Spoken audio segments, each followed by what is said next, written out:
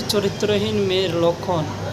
ধরুন আপনি একজন কর্মীয় ব্যক্তি, কর্ম করে খান, তা আপনি বিদেশে কাজ করতে যাচ্ছেন, হয়তো রাতে যাচ্ছেন বা আপনি ট্রেনে যাচ্ছেন বা কোনো জায়গায় যাচ্ছেন, বাসে যাচ্ছেন, তখন হয়তো আপনার বাড়ির স্ত্রীর আপনার রিচার্জ শেষ হয়ে গেছে। তখন সে আপনাকে রাত 2টো, 2:30, 3টের সময় ফোন করে বলবে যে আমার রিচার্জ শেষ হয়ে গেছে, ফোন করে দেন, রিচার্জটা করে দেন। তা আপনি তখন বলবেন যে এখন তো অনেক রাত হয়ে গেছে, এখন ঘুমাও, সকালে হোক বা কালকে হোক আমি রিচার্জটা করে দেবো। কিন্তু সে আপনার কথা শুনবে না, সে অন্য ওর বয়ফ্রেন্ডের কাছে লুকিয়ে রিচার্জ করে নেবে। তারপর আপনাকে সকালে এসে ফোন করে বলবে যে আমি অন্যজনের কাছ থেকে রিচার্জ করে নিয়েছি, আমার বোনের কাছ থেকে হোক, আমার খালার কাছ থেকে হোক, না আমার মায়ের কাছ থেকে, ভাইয়ের কাছ থেকে হোক, না আমার দোলা ভাইদের কাছ থেকে হোক, রিচার্জ করে নিয়েছি, ওদেরকে পয়সাটা মেরে দেন। তখন আপনি রাগ করবেন কি করবেন না বলেন? তখন অটোমেটিক আপনার রাগ হবে, অটোমেটিক আপনার মুখ দিয়ে গালি বের হবে, খিস্তি বের হবে।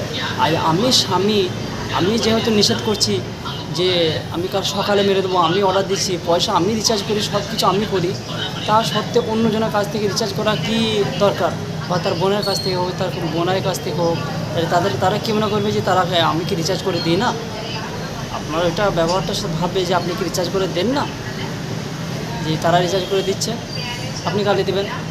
তখন একটা ঝগড়া অশান্তি আসবে। তখন কী হবে যে ছেলেটা কী করে গালি দেয়, ছেলেটা গালি দেয়, মুখে ভাষা খারাপ করে, এইসব। কিন্তু আদে যে সবচেয়ে বড়ো যে একটা ভুলটা করেছে, সেই ভুলটা কে ধরবে? এই যে রিচার্জটা রাত 2টো, 2:30 সময় রিচার্জটা করে নিয়েছে, এই ভুলটা কে বলবে বলুন?